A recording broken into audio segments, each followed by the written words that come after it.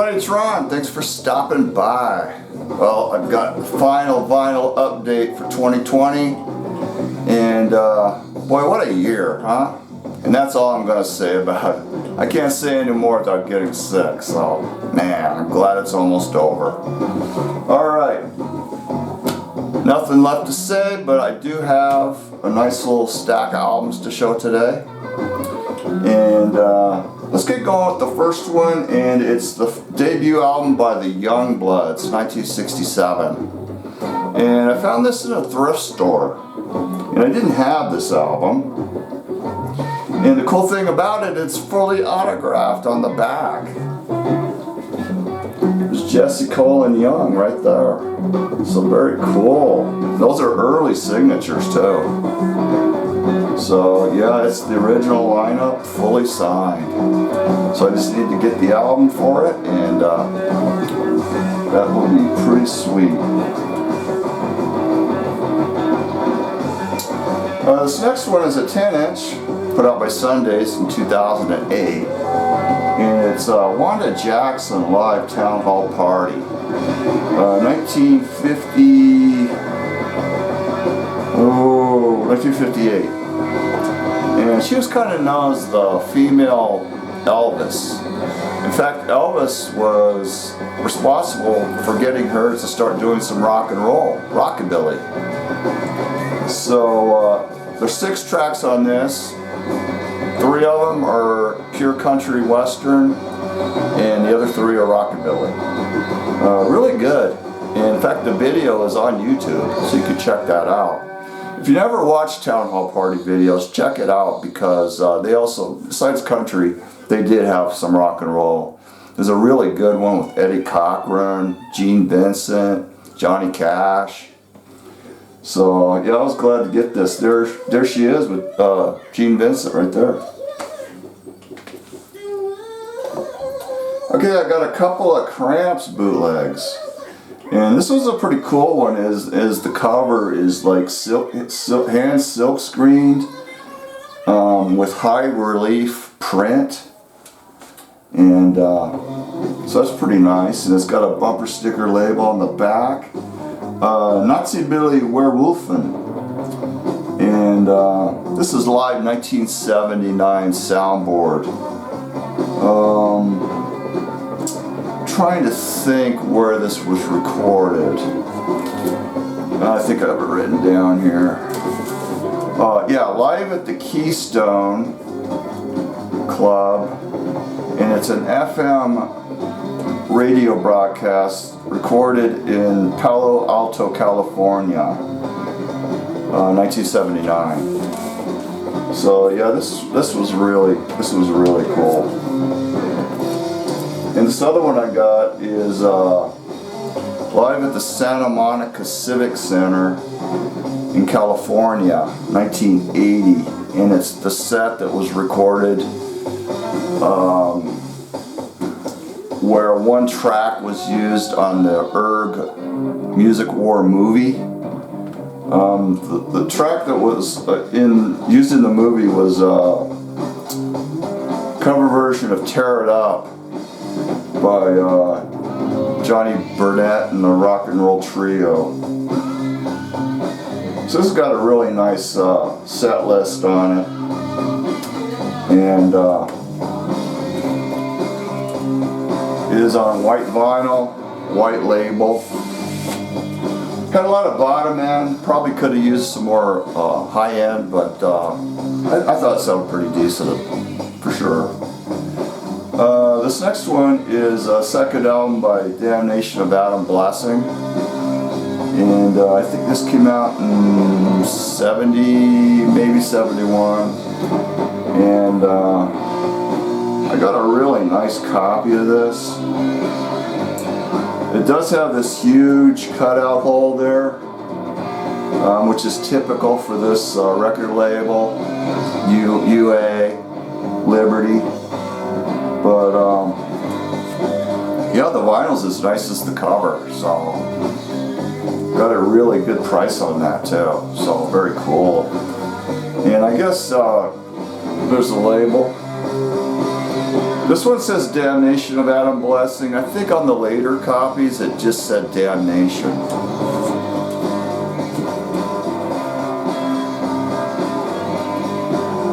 This is the rare third album by the Peanut Butter Conspiracy, 1969, on the Challenge label. And this is a promotional stamp copy, really clean. The vinyl's as nice as the cover. It's on the Old Style Challenge label.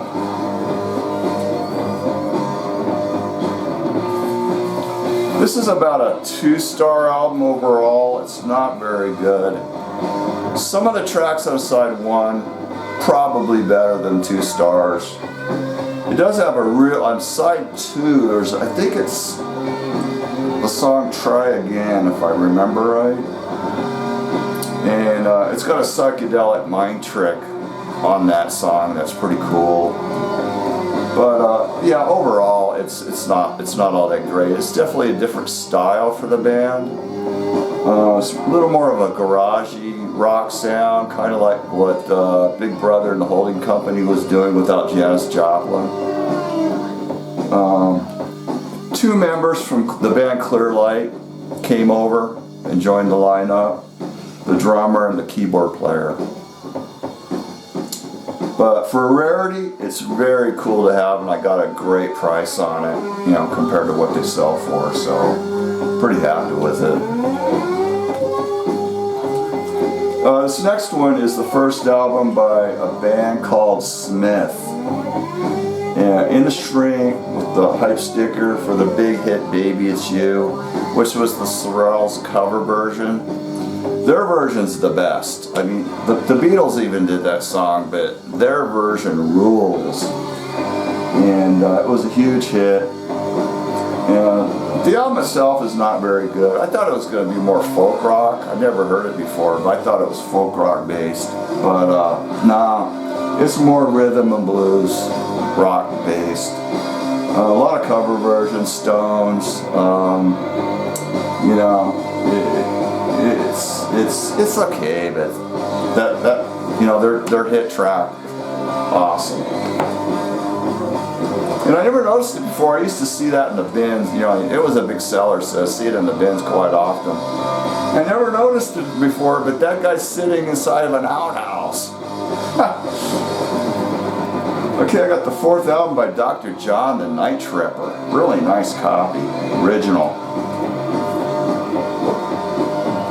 And this is a pretty good album. Obviously his first album's the best, but this one's good.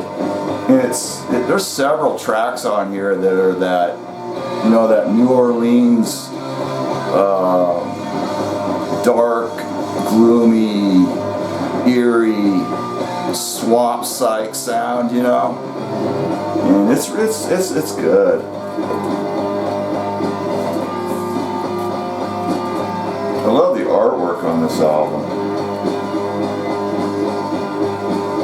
A lot of musicians play on this. He even brought in Eric Clapton and Mick Jagger. Yellow Atco label. I think after this album, his style really changed. He started getting a little more commercial oriented. But the first 4 still retain that original sound for the most part. Alright, second album by Suzi Quatro, simply entitled Quatro. And this album is really disappointing when you compare it to her first album. The first album is really good. It's got some pretty decent songs on it, but overall it's weak. And I wasn't even happy with the sound. It's just, the mastering was terrible. For some reason, I don't know why. It was recorded in London. Maybe the UK pressings sound better, I don't know. But it's on the Bell label, 1974. And yeah, there's several songs on here that I do like. And she was a big influence on the Runaways. The girls kind of molded themselves after her. Quatro. Okay, the final album is Hotlegs, Neanderthal Man. Hotlegs thinks school stinks. And I showed this once before, but I didn't talk about it. So I'm gonna do a little talk on it now. Come out in 1971, a year after their big hit Neanderthal Man came out. Neanderthal Man, the song, was a 45 originally, and it was a huge seller worldwide. Millions of copies. When the album came out, they threw it on the album thinking, you know, oh, we can capitalize on that song, you know. Well, the album bombed. Maybe it was probably territorial, but in the US it bombed. It barely broke the top 200. There are some fine moments on this album, but there's also some weak moments. But if you've never heard the song Neanderthal Man, I will put the promo video in my comments so you can check that out. Now on your home stereo, that song sounds awesome with the huge drum beat. On your computer, you're not going to get the same effect, but it's a fun video, so check it out. So obviously, you know, this is kind of like an Alice Cooper School's Out album cover here. But this predates. This came out in 71. School's Out came out in 72. So it predates it by a year or better. But yeah, Godley and Cream from. Would you know, go on to Tennessee as well as Eric Stewart. That's the members of this band. And Eric Stewart had been previously in the Mindbenders. So check out Neanderthal Man. Alright, that's going to do it, folks. And yeah, we've been listening to Randy California, Captain Copter, and his fabulous Twirly Birds. And in case you didn't hear it, we heard a psychedelic version of the Beatles' Rain in there, which is really cool. So that's an awesome album. It's Randy's first solo album after he left Spirit. So if you've never heard that one, check that album out. Very good. So everybody take care, and I shall see you in 2021.